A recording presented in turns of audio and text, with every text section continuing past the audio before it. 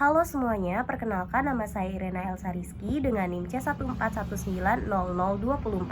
Di sini saya akan melakukan kultur Artemia dengan dua perlakuan, yaitu perlakuan dalam media air laut dan didekapsulasi dan dengan perlakuan media air tawar non-dekapsulasi. Mau tahu gimana hasil dan perbedaannya? Yuk ditonton videonya sampai selesai. Artemia merupakan salah satu pakan alami yang digunakan untuk pakan ikan, udang, kepiting, dan kerang yang umumnya diperjualbelikan dalam bentuk telur awetan atau dinamakan siste yang persediaannya terbatas namun memiliki manfaat yang besar serta mudah digunakan dan praktis.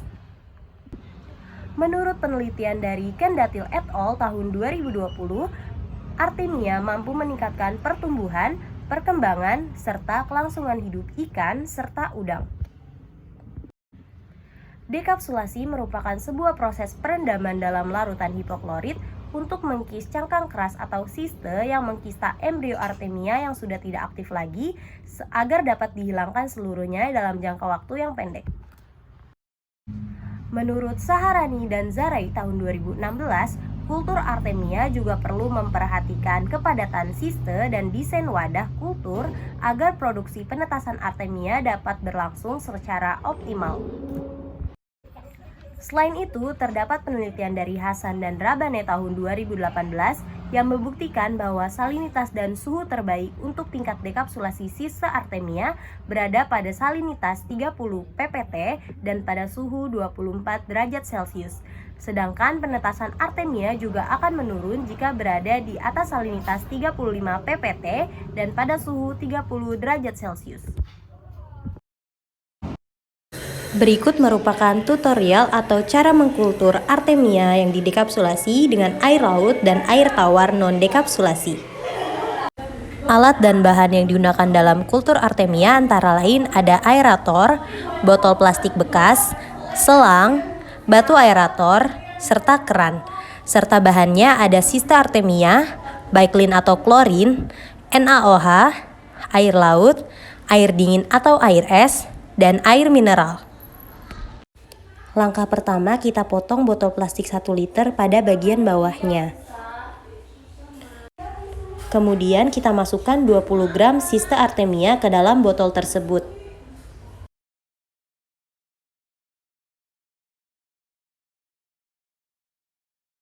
Setelah itu kita tambahkan air tawar sebanyak 600 ml ke dalam botol.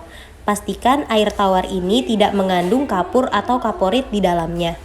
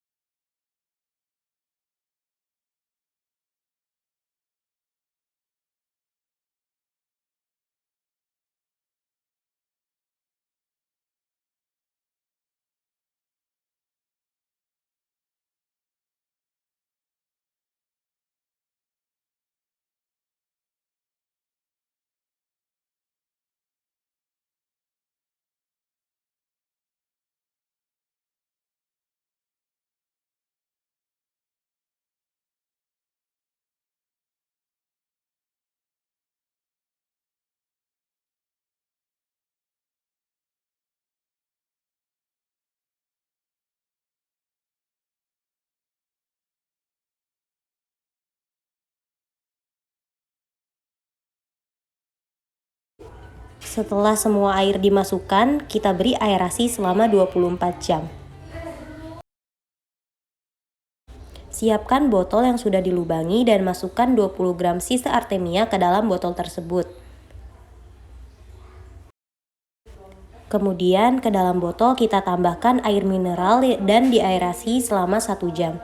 Pastikan air mineral telah steril. Setelah itu saring Artemia. Selanjutnya kita buat larutan dekapsulasi agar cangkang Artemia mengikis dan menetas lebih cepat. Yang pertama kita masukkan larutan klorin dan NaOH serta air laut ke dalam wadah pertama. Kemudian kita siapkan Artemia yang sudah disaring tadi. dan kita masukkan ke dalam wadah kedua.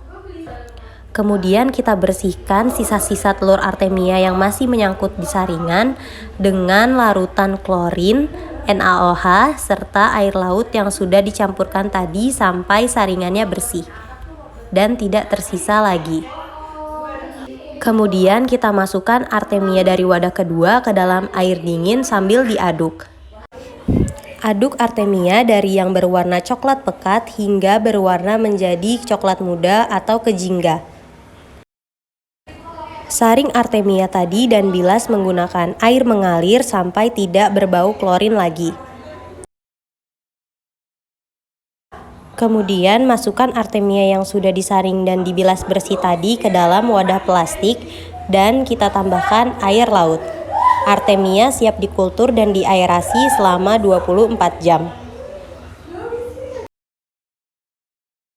Kedua perlakuan diperlakukan dengan besaran aerasi dan lama waktu yang sama. Sebelum dilakukannya kultur, warna siste pada perlakuan 1 masih berwarna coklat pekat dan tidak mengalami perubahan. Namun pada perlakuan 2 warnanya cenderung lebih muda dan terlihat lebih terang. Hal ini akibat dari proses dekapsulasi sehingga siste artemia terhidrasi dan cangkangnya berwarna coklat akan memudar ketika direndam ke dalam larutan hipoklorit, sehingga cangkang telur artemia mengikis dan berwarna lebih muda. Menurut Kumar dan Bubu tahun 2015, sisa artemia yang telah didekapsulasi tidak akan menimbulkan sisa cangkang di atas permukaan media air kultur, karena sisa hasil dekapsulasi akan langsung menetas menjadi naupli. Gambar 2 menunjukkan perbedaan warna pada sisa artemia perlakuan 1 dan 2. Namun warna setelah kultur ini tidak menunjukkan perbedaan warna yang signifikan seperti sebelum dilakukannya kultur pada gambar 1. Perlakuan 1 menunjukkan warna coklat yang sedikit lebih gelap dan menghasilkan endapan sisa cangkang telur artemia di atas permukaan air yang terlihat seperti berwarna orange. Sedangkan pada perlakuan 2 tidak terdapat endapan cangkang telur karena sisa sebelumnya sudah didekapsulasi dan memiliki warna yang sedikit lebih terang daripada perlakuan 1. Hasil penetasan siste artemia yang telah didekapsulasi pada perlakuan 2 menghasilkan jumlah tetes artemia lebih banyak dan lebih sempurna. Sedangkan pada perlakuan 1 non-dekapsulasi, penetasan tidak terjadi sempurna karena terdapat adanya sisa endapan telur di atas media kultur dan air terlihat lebih berkurang. Menurut Widodo et al. Tahun 2016, presentasi penetasan yang meningkat dapat terjadi karena embrio artemia tidak perlu membuang energi untuk keluar dari cangkangnya yang keras atau korion, sehingga kelangsungan hidupnya akan lebih meningkat. Selain itu, pada perlakuan 1 juga terdapat sisa cangkang telur yang berwarna orange yang tertinggal di atas permukaan media kultur. Cangkang telur ini menurut Karami dan Triawanti tahun 2020 sangat berbahaya dan mempengaruhi pH pada media air larva ikan yang nantinya akan diberi makan artemia tersebut, sehingga air tempat hidup larva ikan akan menjadi asam dan mengakibatkan kematian pada larva ikan tersebut. Kesimpulan dari kultur artemia ini adalah siste artemia dari air laut yang didekapsulasi akan menghasilkan persentase penetasan yang lebih tinggi. Sedangkan kultur artemia pada media air tawar non-dekapsulasi dinilai kurang maksimal dan kurang efektif. Berikut merupakan sumber pustaka yang saya jadikan acuan dalam pembuatan video ini. Sekian video kultur artemia dari saya, kurang lebihnya saya mohon maaf. Terima kasih telah menonton, sampai jumpa.